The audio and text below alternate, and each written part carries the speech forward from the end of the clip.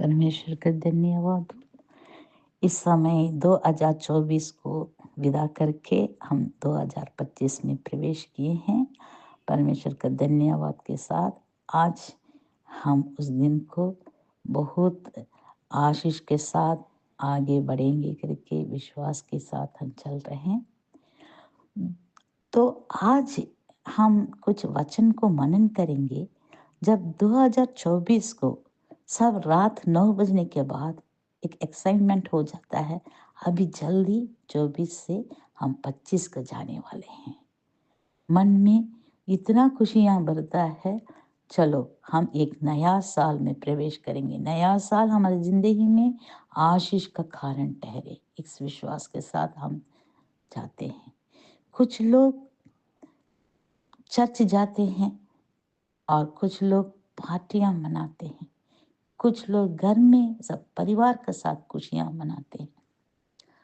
यहाँ हम देखते हैं जब मसीह लोग चर्च जाते हैं, परमेश्वर का आराधना करते हैं, स्तुति करते हैं, प्रार्थना करते हैं। हम पिता परमेश्वर नया साल में कदम रखने वाले हैं। हम नया साल में प्रभु आप मुझे सारे प्रकार की हर क्षेत्र में मुझे आशीष दे करके परमेश्वर से विनती करते हैं। आप हमारा साथ है राजा, हम आपकी हमारे साथ रहकर हम नया साल आप आगे ले हम प्रवेश करेंगे करके इस तरीका से हम हमारा मन में विश्वास और भरोसा सारे लेकर हम नया साल में प्रवेश किए हैं। ये जो नया साल हम प्रवेश करने के बाद जो कैलेंडर में 2025 का सन आ जाता है, हम विश्वास के साथ हम कदम रखते हैं।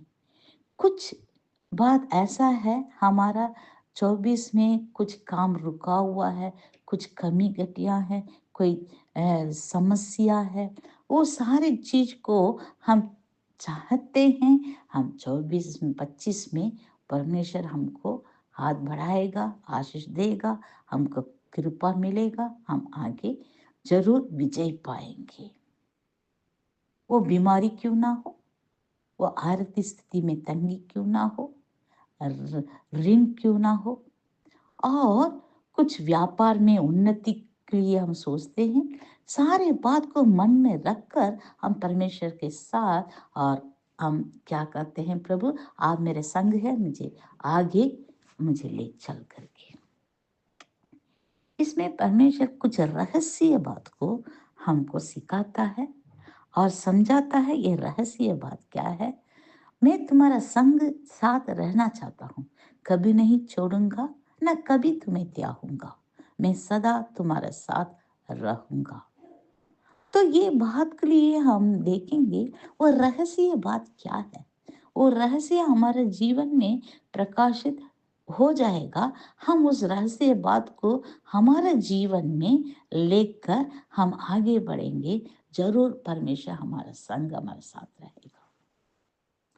ये बात को जो पुराने नियम में अग्गई करके एक भविष्यता है, वो हमको इस बात को प्रकट कर रहा है। परमेश्वर उनसे बात किया है, वो अपनी वाणी को उन मुंह में रखा है और वो हमें बताता है। निकालेंगे अग्गई पहला अधिकार, उसका 5वां वचन को देखेंगे। इसलिए अब सेनाओं का यहोवा यूं कहता है, अपनी अपनी चाल पर ध्यान रखो। तुम बहुत बोया परंतु थोड़ा काटा, तुम खाते हो परंतु पेट नहीं भरता, तुम पीते हो परंतु प्यास नहीं बुझते, तुम कपड़े पहनते हो परंतु गरमाते नहीं, और जो मजदूरी कमाता है वह अपनी मजदूरी की कमाई को चेतवानी थैली में रखता है। चेतवानी थैली पर रखता है, उसमें छेद है। आज इस वचन पढ़ने का हम समझते हैं इसमें कोई ना कोई बात हमारे जीवन में है। छोटी सी बात बता रही हूँ, अपनी मजदूरी की कमाई को छेद वाली थैली में रखता है। मतलब हम कमाते हैं, कमाई तो बहुत अच्छे से हो रहा है, बहुत हमको कमाई कमाई आ रहा है, बट हमारे अंदर वो रुकता नहीं है।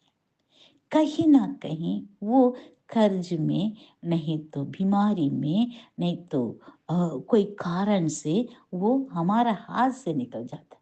कोई सेविंग नहीं होता। ये संसारिक बात के लिए मैं बता रही हूँ।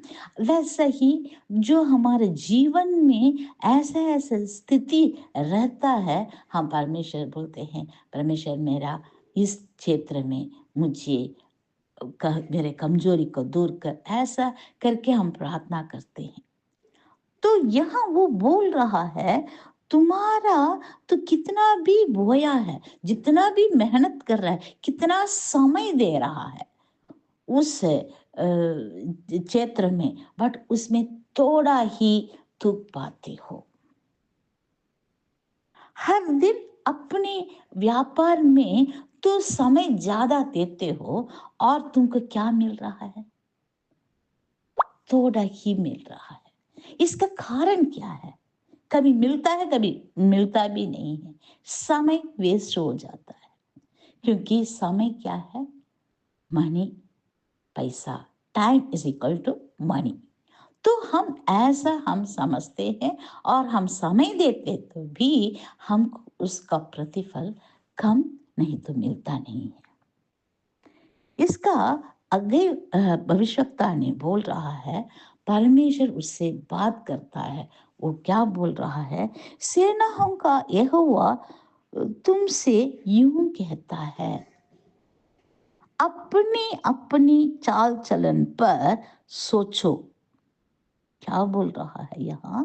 बड़ी बात बोल रहा है। ये सारे संकट है तुम्हारे जीवन में है, और कहीं तू अपनी अपनी चाल चलन को सोचो। सही सुने आप, अपनी अपनी चाल चलन को तो सोचो।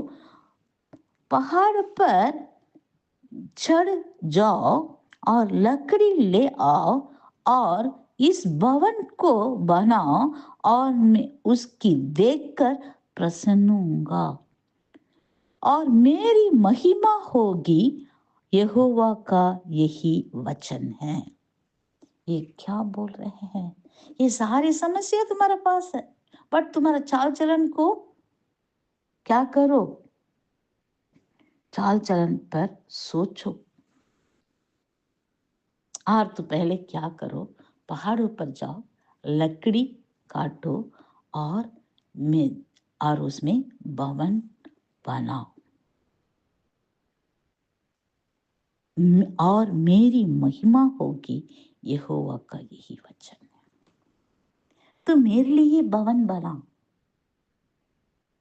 क्योंकि तू ये नहीं समझता है, तू मेरे काम को तो रोक कर रखा है।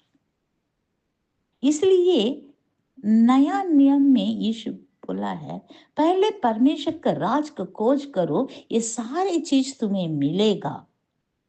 क्या पिएंगे, क्या ओढ़ेंगे, क्या रहेंगे, ये सब अज्ञानी लोग ढूंढते हैं।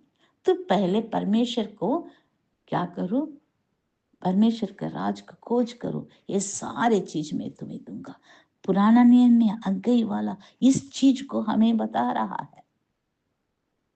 और क्या लिखा है हम देखेंगे, तुमने बहुत उपज को आशा रखी, परंतु देखो थोड़े ही है, और जब तुम उसी घर ले आए, तब मैंने उसका उड़ा दिया। तो पैसा तो लेकर आ रहा है, मैं क्या कर रहा हूं? उसको उड़ा देता हूं।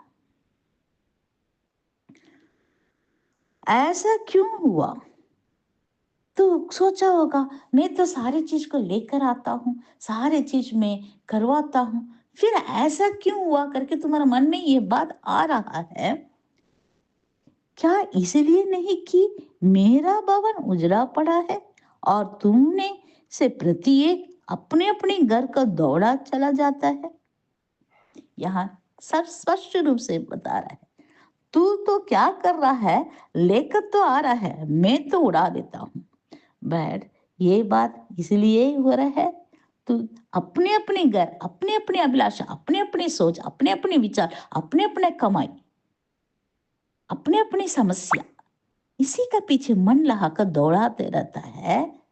मेरा घर तो उजड़ा पड़ा है, मेरा घर क्या उजड़ा पड़ा है, उसमें तुम्हारा ध्यान नहीं है, उसमें तुम्हारा मनन नहीं है, उसमें तुम्हारा विचार नहीं है, उसका कार्य करने के लिए मन नहीं है।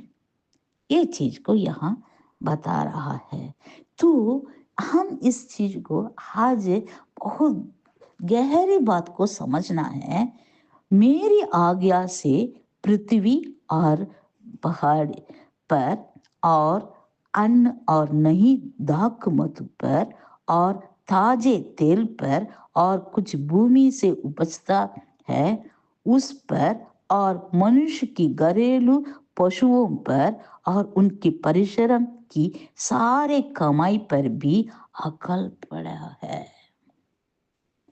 ये सारी चीज मेरा है और तुम्हारे जीवन में ये सारी चीज में अकाल पड़ा है।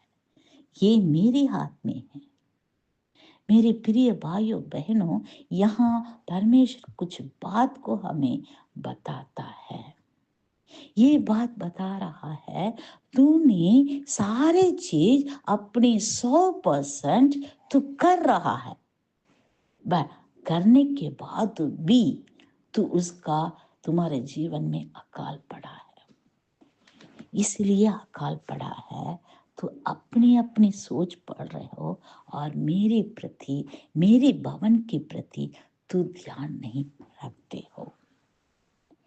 तुम्हारा ध्यान अपने संसार में, शरीर का अभिलाषा में अपने जीवन जीते हो। यहाँ लिखा है, इसे अच्छे से देखेंगे, ऐसा लिखा है, ऐसा क्यों हुआ? ये प्रश्न कर रहा है, यहोवा की यह वाणी है, ऐसा क्यों हुआ? क्या इसलिए नहीं कि मेरा भवन उजड़ा पड़ा है और तुमने इसे प्रत्येक अपनी अपनी घर की दौड़ा चला जाते हैं? इस कारण भी बता दिया है। आकाश से ओस गिरना और पृथ्वी से अन्न उपज होना दोनों बंद है। मेरे प्रिय भाइयों बहनों, ये वचन आज हमको मनन करने के लिए आवश्यकता है। इसे में लिखा है कि मेरे घर, हम नया नियम में देखेंगे, ये देग तेरा मंदिर, मेरा मंदिर है। इस देग में, उसमें वास करना मैं चाहता हूँ। ये शरीर मेरा मंदिर है, इसमें मैं वास करना चाहता हूँ। ये मंदिर तो क्या नहीं करना है, उसमें तोड़ बोड़ करते हो। कैसा? हम बोल रहे हैं हम हमारे शरीर को कोई नुकसान नहीं पहुंचाते हैं, हम शरीर को अच्छा तरीका से रखते हैं। ये शरीर जो है, इसमें यीशु ने कहा, मैं तुम्हारे हृदय का द्वार को खटखटाता हूँ और उसमें वास करना चाहता हूँ और उसमें वास करके मैं रहना चाहता हूँ। ये मंदिर, जो मंदिर अंदर, हमारा मन का मंदिर में क्या हुआ है, हमारे जीवन में कुछ उथल पुथल है। कैसा है? मैं एक छोटे से उदाहरण बता रही हूँ, उस छोटे से उदाहरण के द्वारा आप समझ सके। अभी आज 2025 का प्रवेश हुए हैं। सारे लोग 12 बजे के बाद सबको ग्रीटिंग्स भेजते हैं, अच्छी अच्छी वचन, अच्छी अच्छी प्रतिज्ञा, परमेश्वर आपका आशीष दे, हर प्रकार की आशीष है, हर क्षेत्र में आशीष दे। ऐसा करके हम क्या करते हैं, बहुत अच्छे तरीका से उनको वेल विश करके लेटर भेजते हैं, व्हाट्सएप में लिख कर भेजते हैं, फोन में बात करके उनको विश करते हैं, प्रार्थना करते हैं। ये सारी चीज हो रहा है। ये चीज हम थोड़ा रुक कर सोचना है। एक बात, एक गाना है, अपने को सब प्यार करते हैं, बट यीशु ने दूसरे को प्यार करने के सिखाया है। तो ये बात, दूसरा कौन है? ये दूसरे से तो प्यार करो मसीहा से। ये हम उस चीज में हम थोड़ा रुक जाते हैं। जो वचन हमें क्या करता है, सिखाता है, आज्ञा को पालन करने के लिए रखता है। उसे जो तुम्हें विरोध करते, जो तुम्हें तंग करते और दुख उठा देते और तुम्हें बदनाम करते, तुम्हारे ऊपर दोष लगाते, ये लोग तुम्हें, ऐसे लोग तुम्हारे जीवन में कोई ना क्षेत्र में है। परिवार में भी हो सकता है, दोस्त में भी हो सकता है, रिश्तेदारी में हो सकता है, व्यापार क्षेत्र में हो सकता है, जहां काम करते हैं उस क्षेत्र में हो सकता है। आप उनसे हम दूर रहना चाहते हैं, उनसे बात करना नहीं चाहते हैं और उनसे अपने आप का अलग रखना चाहते हैं।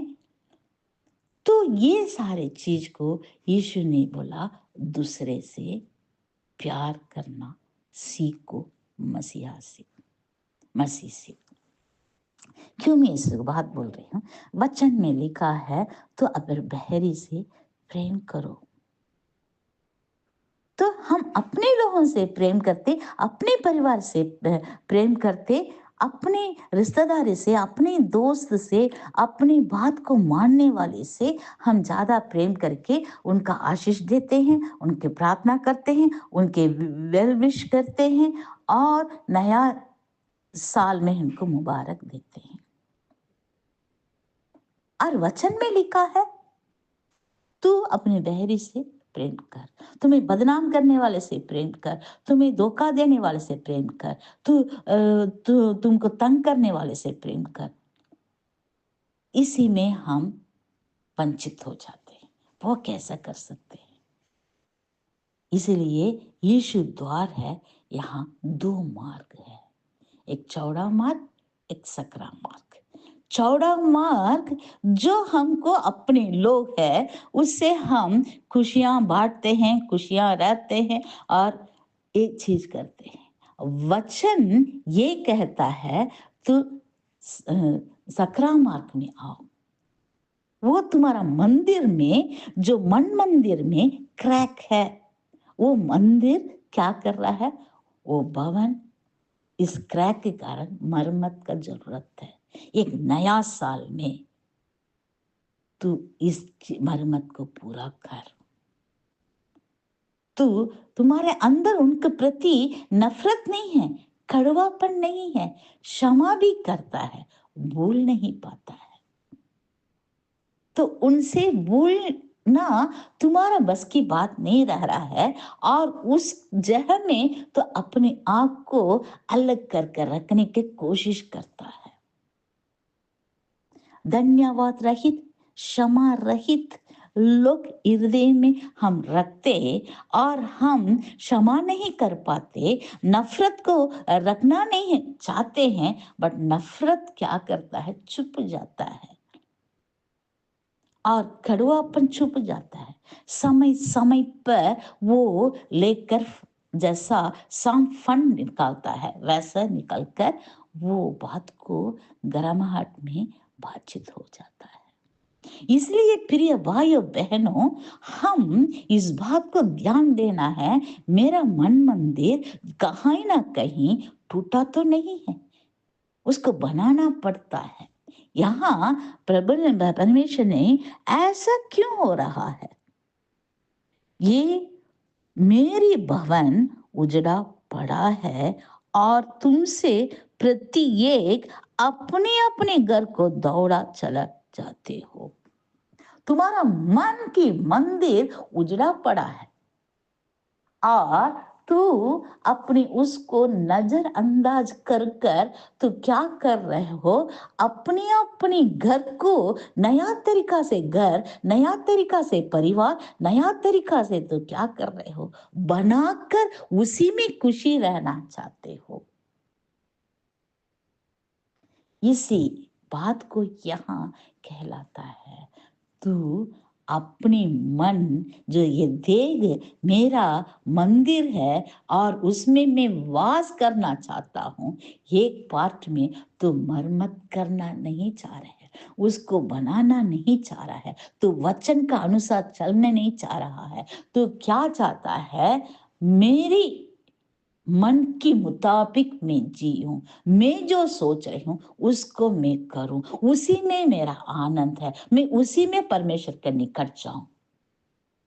इसीलिए तुम्हारा समय क्या हो रहा है, तो जितना बोना चाहता है उसमें थोड़ा ही पाता है, तो समय को जितना देना चाहते हो उसमें थोड़ा ही समय तुमको उसको प्रतिफल मिल रहा है। मेरे प्रिय भाइयों बहनों, परमेश्वर हमको कुछ रहस्य बात को पहले अग्गई भविष्यता का द्वारा हमको बताया है। मेरा घर, मेरी भवन, इसका कारण ये है, आज ये जो हमारा देह है तो पीता नहीं है, तो अपने नशा पदार्थ लेता नहीं है, गलत काम में करता नहीं है, जब ये सब चीज में अपने आप को सही करके रखा है, बट मन के अंदर जो चीज को क्या नहीं कर पाता है, मरम्मत नहीं कर पाता है। तो प्रेम, संयम, सहनशीलता, जो पहला कुरिन्थियों 13 में जो कुछ भी हमारे लिए बताया गया है, उस क्षेत्र में तो सहनते क्यों नहीं हो, प्रेम करते क्यों नहीं हो, इस चीज को तो क्या नहीं कर पाता है, पूरा समझ नहीं पाता है। इसलिए मैं इस चीज को आपको बताना चाह रही हूँ। आप अपने आप को इस नया वर्ष में जांचे परख के, मैं कहाँ मेरा मन मंदिर को तोड़ कर रखा हूँ, उसका मरम्मत करे, शांति और समाधान और प्रेम और खुशियां से। ये चौड़ा और सकरा मार्ग में हम जा रहे हैं, सकरा मार्ग में जाना कठिन है, और उसी में जाने के लिए हम कदम इस साल शुरुआत करें। घर का आशीष को भी हम देख पाएंगे, आत्मिक उन्नति को हम देख पाएंगे। हमारे अंदर मन को पहला स्थान दे, ऊपर की बात बहुत अच्छे से रहेगा, ऊपर ऊपर सब एक खुशियां दिखता है, मन में अशांति है, मन में दुविधा है, और ये सारे संकट का जो पहला स्थान को जो अपने लोगों तो प्यार करता है, दूसरे से प्यार करने सीखो, ढूंढो, समझो, यहाँ मेरा गलतियां हैं, इसको मैं सही कर सकूं और मैं मेरे मन का मंदिर को मरम्मत करूं और मेरे यीशु और उसमें आकर वास करे। यीशु का लहू से, यीशु का वचन का द्वारा, और हम परमेश्वर का उस पवित्र मंदिर हमारा मन को तैयार कर कर और उनकी निकट, और वो हमारा पास आकर रहे। इसलिए वचन में 13 वचन में लिखा है, हम देखेंगे, ये तब यहोवा की दूत हग्गई ने यहोवा से आज्ञा पाकर उन लोगों से यह कहा, यहोवा की यह वाणी है, मैं तुम्हारे संग है। इन लोग गंदे लोग नहीं थे, इजराइल उस समय गंदे लोग नहीं थे, नॉर्मल थे उस समय, और उन लोग परमेश्वर का मंदिर का पीछे मनने लगाए, और उनको वो काम पूरा करने के लिए परमेश्वर उनके कहता भी वो नहीं किए। आज हमें कहता है, आज उस मन मंदिर को क्या करने के लिए, सही करने के लिए बोल रहा है। वही नफरत, कड़वापन, क्रोध, बदला लेना भावना और दुख, ये सारी चीज को हम मन में रखकर हम ऊपरी ऊपरी तरफ अपने जीवन को जीते हैं। परमेश्वर ने कहा, मैं तुम्हारा मन को जानता हूँ, परखता हूँ और उसी उसका अनुसार प्रतिफल देता हूँ। वो संसारिक बात क्यों ना हो, उस और आत्मिक के बात क्यों ना हो। आज इस चीज को हम समझे और ये पर यीशु ने कहा, मैं तेरे साथ सदा रहूंगा, नहीं कभी नहीं छोड़ूंगा, कभी नहीं त्यागूंगा। क्योंकि वो हमारे हृदय हृदय का मन में आकर वास करना चाहता है। वो भी यही बात कहता है। उस चीज को हम का आज इस रहस्य को लेकर अपने जीवन को परिवर्तन करके इस नया साल में हम अपने जीवन में आशीष और परमेश्वर का संग रहकर पा पाएंगे। हालेलुया, आमीन।